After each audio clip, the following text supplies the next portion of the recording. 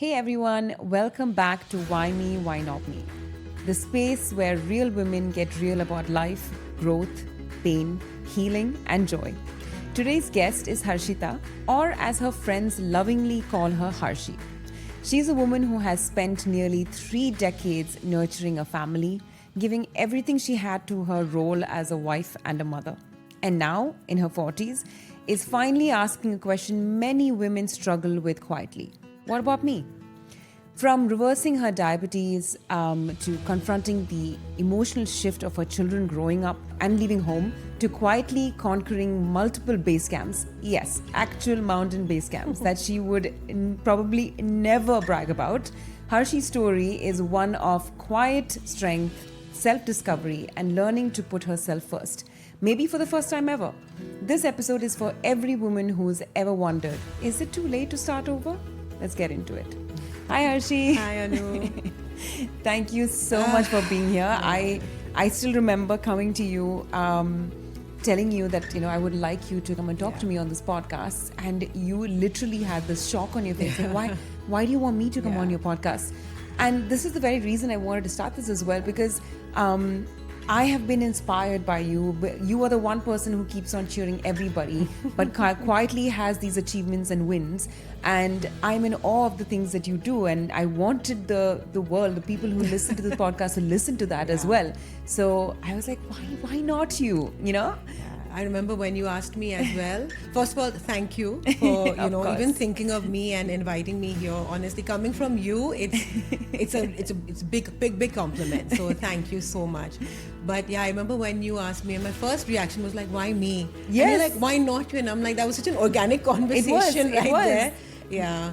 But no, thank you so much for having me here. Really, it's my absolute pleasure, and I'm so excited to have this conversation with you. Let's get started. Yeah, sure. Okay, so who is Harshi today? I mean, the woman you are today, the place you're in, the time, professionally, emotionally, personally. Who is Harshi today? This is it's not an easy question, because I feel, with each passing year, with different experiences, one grows and they change, sorry. But for me, I think the last 3.5 years has been where I've had this shift in my personality. Yes.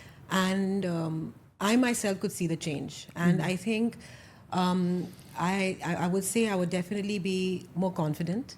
Okay. More strong, more clear, and definitely more grounded.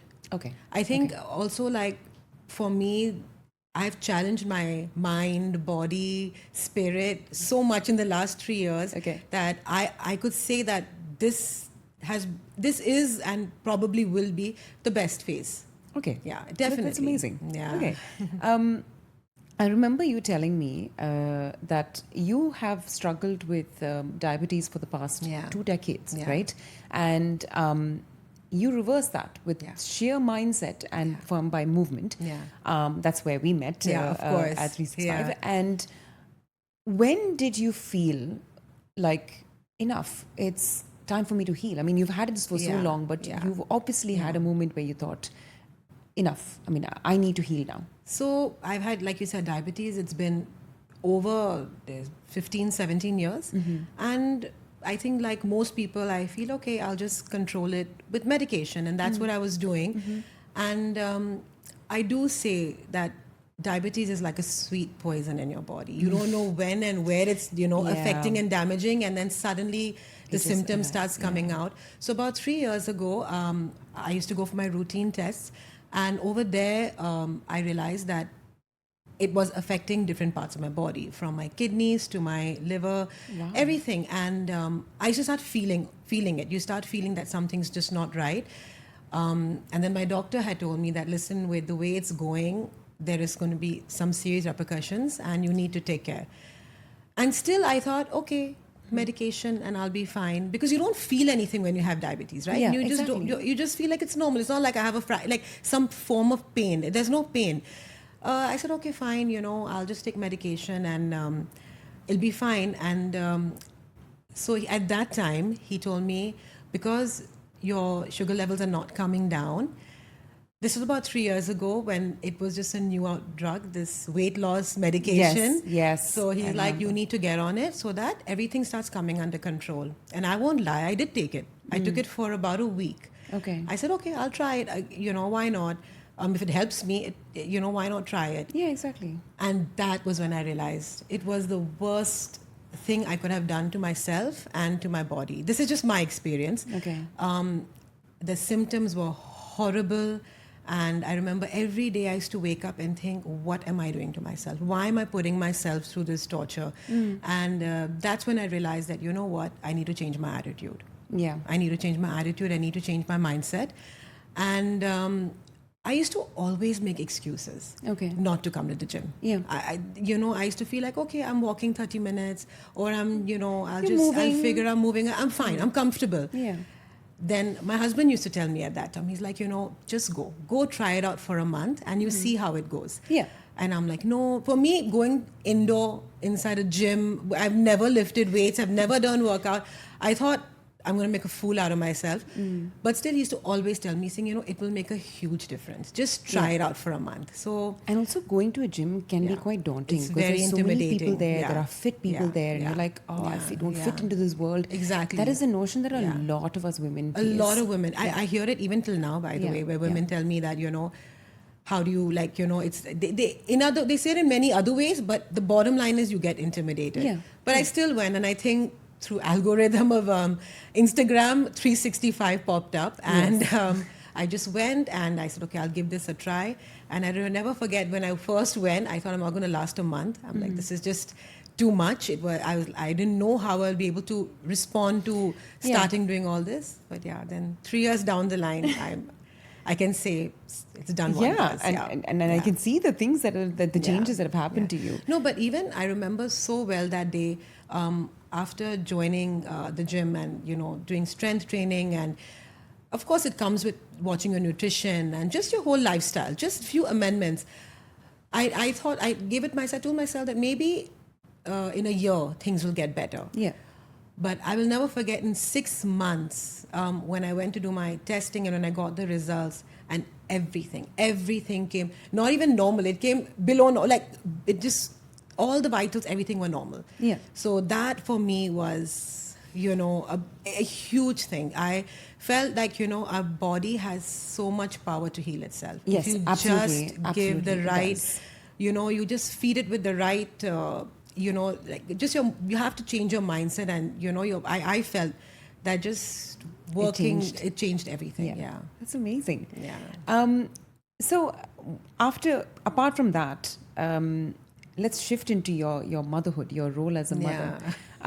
You've dedicated more than 18 plus 18 years Yeah. to raising your kids. Yeah. Now your son's going to university. He's going to be going to. I think the day we air this podcast, I'll be dropping him that day itself. Oh, really? Yeah. I'll be dropping him on that Great. day, So he's going to university. Yeah. Your daughter's growing very Yeah, quickly. yeah. She has another going 2 into years. So, Yeah. and soon she's going to Yeah. be going Yeah. into that Yeah. path as well. And you are now in the space where most mothers feel, called the empty nest syndrome. And one, I want to know about how you feel about that space, and two, now that you have that space, do you have any plans of how are you going to explore yourself more, or is there anything that you've always wanted to do? Are you going to focus on that? So, I think for me, the last 18 years of being a mom, I've never regretted even one bit of it. It was my choice to be home. It was my choice to be a homemaker, and it's a different scenario. Like, Yes, it's a different absolutely. phase in your life. Yeah. So I seen, at times I get asked this a lot, that maybe you should have done something earlier, so that now when your kids are growing up, you're busy, you can keep your mind busy, and But then I feel, and I used to start thinking like that, like, okay, maybe there's something wrong. Maybe I should have done something. But then I think, no, I don't regret that I wasn't, maybe taking a career or doing something professionally. I was very happy where I was then. Now, of course, I have more time in my hand. And, I feel that's what an empty nest is about, right? Like, it's, you learn to life doesn't stop when they leave. It just changes shape. Yes, So right now it's just about doing things, nothing big, small, whatever it is, do what makes you happy. Yeah. Find that 1 hour, 2 hours, 3 hours a day, whatever it is that gives you that smile, that pleasure. Yeah. And not to put that pressure on yourself that I have to do something, even if I'm not doing anything, even if I decide I'm just going to be at home, if it makes you happy, do it. Yeah. It could be anything. Yeah, it could be that you've anything. joined a book club and you're reading books.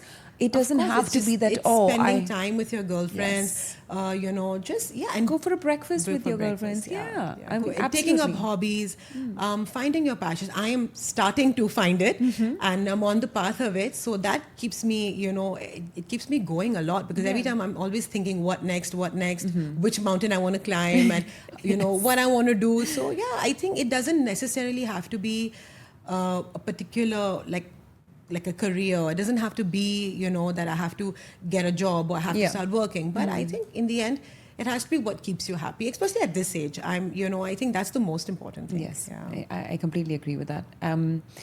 Now, I remember you telling me something very powerful, where as a mother, you don't have to have everything right or have it all together. What is the message that you wish that other mothers would hear or believe in? I do feel that, as we are mothers, even not mothers, okay, you're first a wife, then you're a mother. We put a lot of pressure on ourselves. We want to be perfect. We want to, we've had kids. We suddenly feel, okay, I have to have the answers to everything. I should know how to handle a situation.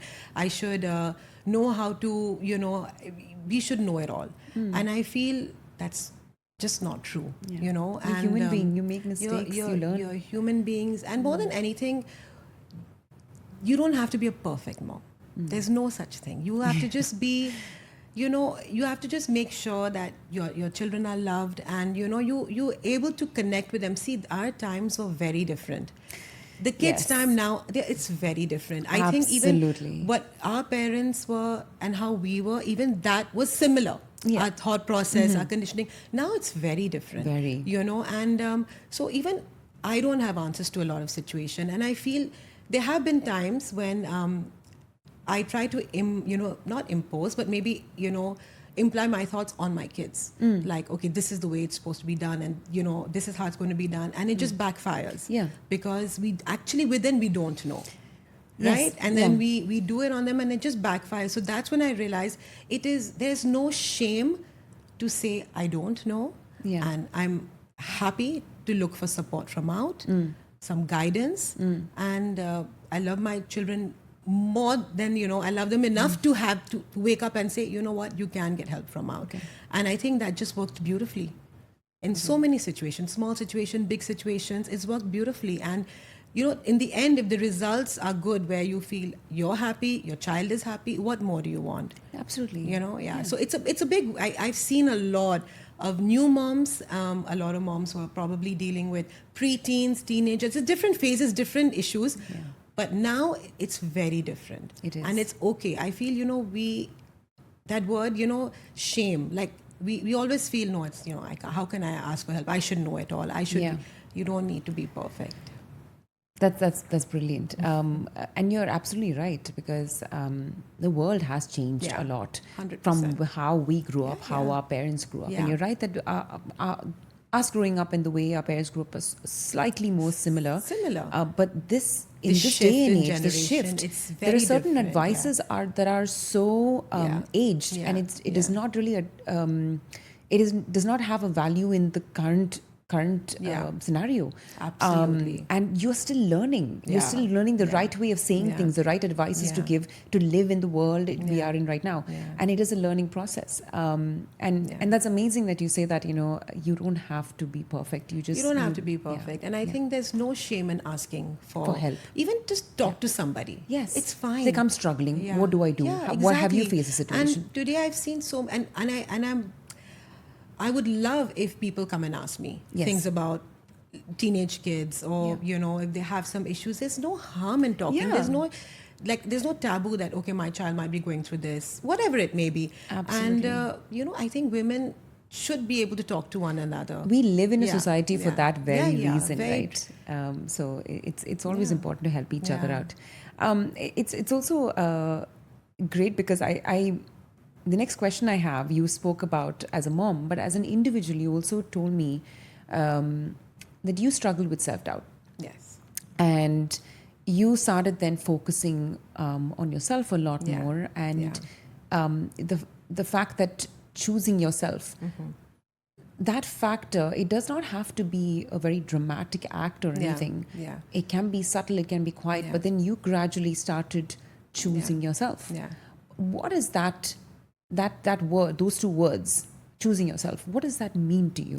So, Anu, I feel as a woman, as a mother, we're givers. We're Yes. just like, I think we're just born like that. We are just givers. Genetically givers, Not or expecting however anything you back. call it. Yeah. That's Yeah. how we are, and that's how I've been. I love to for me, doing things for others makes me really happy, and Yeah. I've been like that always, and I think I still am to a point. And but somewhere around the line, I thought, you know what? It's not that I never did things that made me happy, Yeah. but I started focusing more on myself. Like, okay, like for example, trekking. I felt, okay, just take that first step, and then you feel, okay, you realize that, wow, this is something I'm actually passionate about. Nice, okay. Or I think age and time makes you realize that you have to give yourself Yeah. some time. You have to take care of yourself, because I think if you are happy, everyone around you is happy. And you're the only one who can make yourself Yeah. happy. Yeah, I mean, exactly. Exactly. Only I you agree. can choose yourself Yeah. and focus on yourself, right? Small things. It's again, I always feel people don't have to look at the larger. No, it doesn't have to be. These small things, that just whatever makes you happy, do it. Do that. You Yeah. know. That's amazing. Yeah. Having said that as well, I know I struggle with this too, that people call you a people pleaser. Yeah. And I've got that too. Yeah. I've Yeah. gotten that term Yeah. as well. They're saying that the fact that you're too kind, or you're too sweet, or you're Yeah. too patient, or Yeah. like you've gotten this comment Yeah. a lot. A lot. What would you say about that label?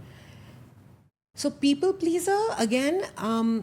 Okay, I would say maybe much earlier on in my life, maybe to a certain point, yes, I would want that validation. I'd be like, I wanted everyone to like me and all.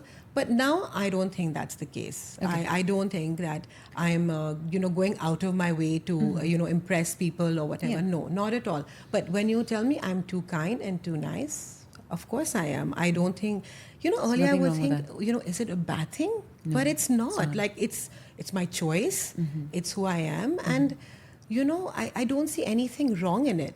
And, kindness is not, it's not a strategy. It's not something that I'm doing it to get something in return, exactly. or I'm being too nice. It's just who I am, and I choose to be this way. It's the way I want to conduct myself, and I really think the world needs a bit of kindness around now. Absolutely. Yeah, it's That- so true, right? I truly believe in that. Yeah. Even when people tell me that, oh, you're too kind to that person, or you're too kind all Yeah. the time, you need to be a lot more stronger. And I'm like, being kind does not make me not Yeah. strong. Yeah.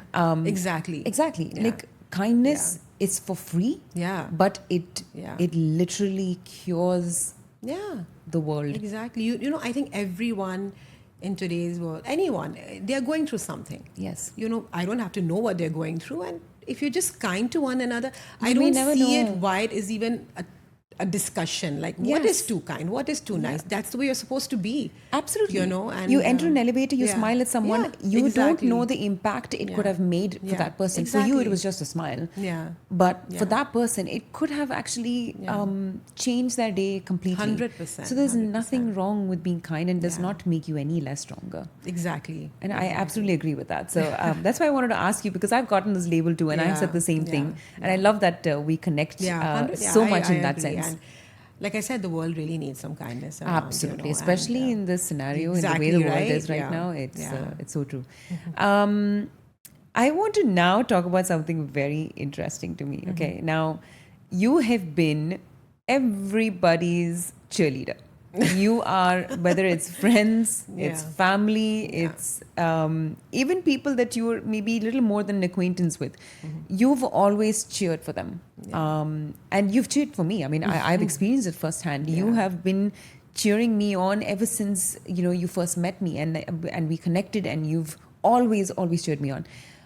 But at the same time, there are things you've actually done mountain base climbing. Yeah. You've been through so many bases, which is incredible, which is something that not a lot of women do.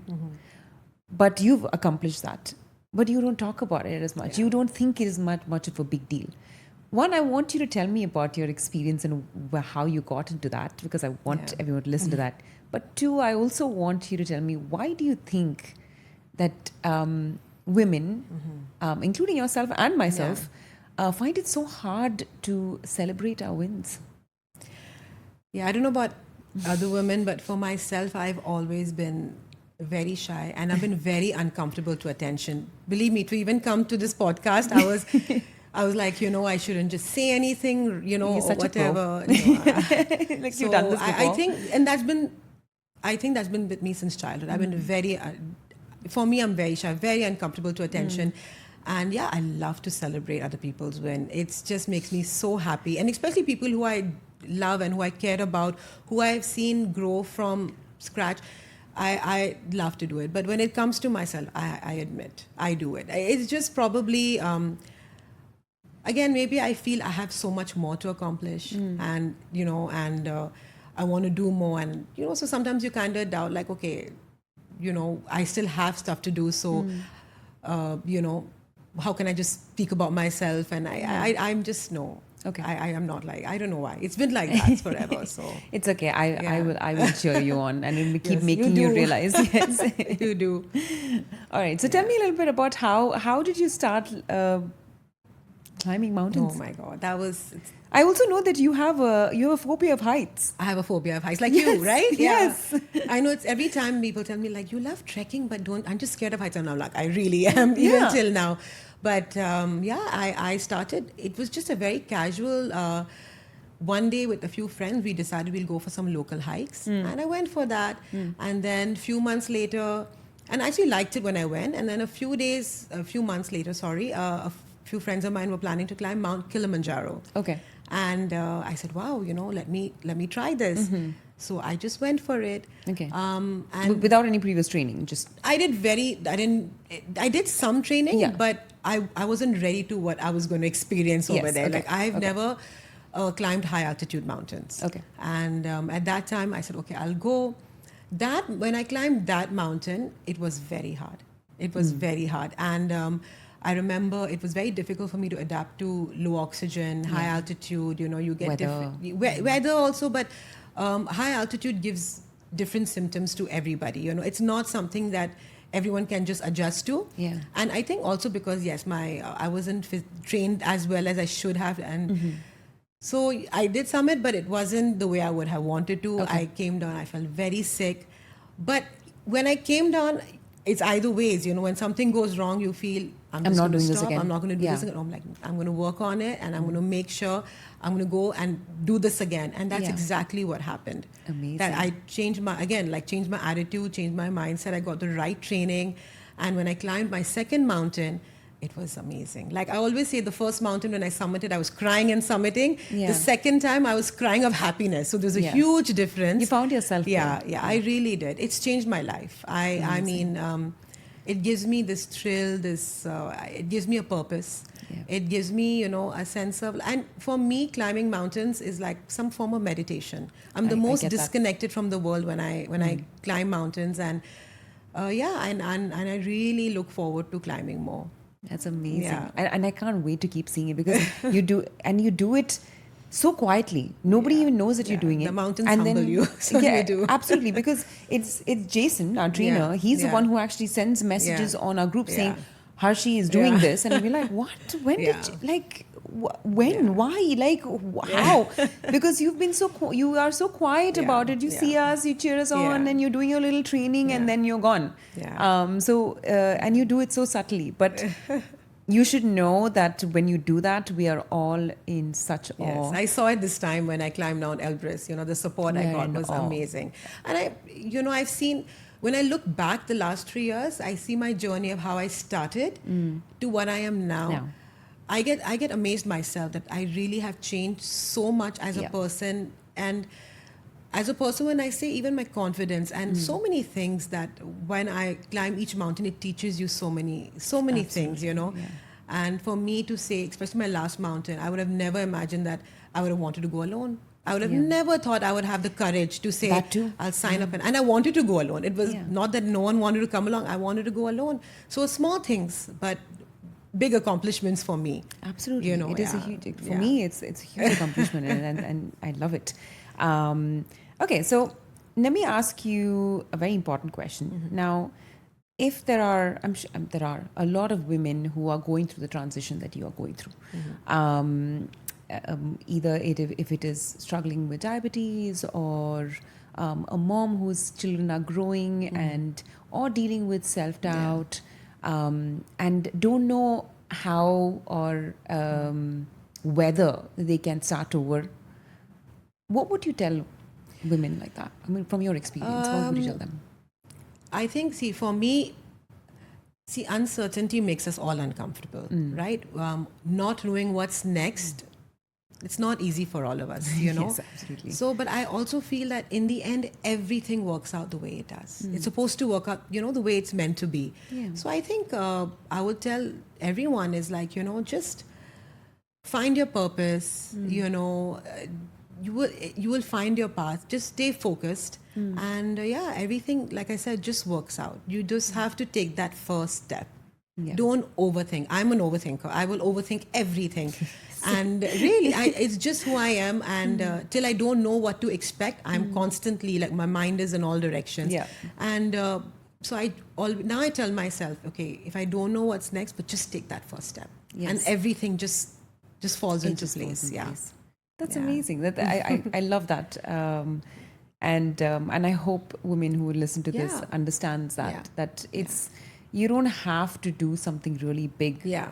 Yeah. for it to matter. Yeah. It can be something small, but Yeah. taking that first step. Take that first step. That's first step. I think we are so comfortable in this comfort zone, as we say, that we don't want to. Yeah, they're like, why change? Yeah, why change? I'm Yeah. okay the way I am. Yeah. And I think out of my experience, there's been so many first times for doing so many things which I would have never thought I'd do.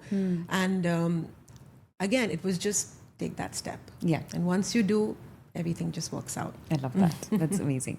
So my last question for you is, I've asked this to a lot of the guests who have actually come on this podcast. Why not you? What would you answer to that question? I think today, if I would be able to say that, because I'm capable. Yes. I never felt that earlier, but now I feel I'm capable. And when life gives you opportunities, new opportunities, embrace it. And, find your passion, find your purpose and move forward. There's no age limit to this. Yes. I think when again, the day you air this podcast will be my birthday as well. So I'll I be know. 47. So age has nothing to do with don't even it. look like- So, I just find your purpose. Don't let anything stop you.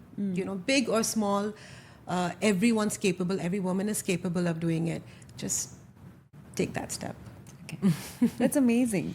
Harshi, your story is super inspiring. The things that you've done and you quietly achieved them. You have and the things that you've accomplished, not just the base campaign, you mean reversing your diabetes and focusing on yourself to heal. Yeah. Trying to get over the self-doubt and then focusing on choosing yourself. Then going into the climbing mountains.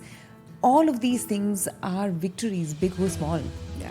And in our lives there are phases where we actually need that kind of inspiration. We need to see that kind of stories so that that it's okay. Sometimes okay. if things are not going great, it's okay. Start all over Yeah, again. exactly. Just start all Exactly. over again. You can be Yeah. fine. There's no time limit Yeah. or there's no age. There's nothing stopping you from starting all over again. So I hope there are women out there that listened to your story, which is super inspiring, and realized that, you know what, this is where I am. And that's right. Today I'm going to take that first step to do something different, do something that makes me happy. Yeah, exactly. Because if Harshi can do it, why not you? Exactly. Of course, I'll say that too. And if I can do it, anyone can do it. So again, thank you so much. Thank you again, Anu, for inviting me. Really, it means a Absolutely, lot. it's been a pleasure for me because even though you've been my cheerleader, I've also been your cheerleader because I've always been in awe of the things that you do, and I'm so happy that I got to share with whoever listens. I'm happy I got to share your story with them. Thank you. Thank you so much. And to everybody else listening, thank you so much for listening to Harshi's story. I hope you enjoyed it as much as I did listening to it and talking to her about it. And I hope to see you in my next episode of Why Me, Why Not Me?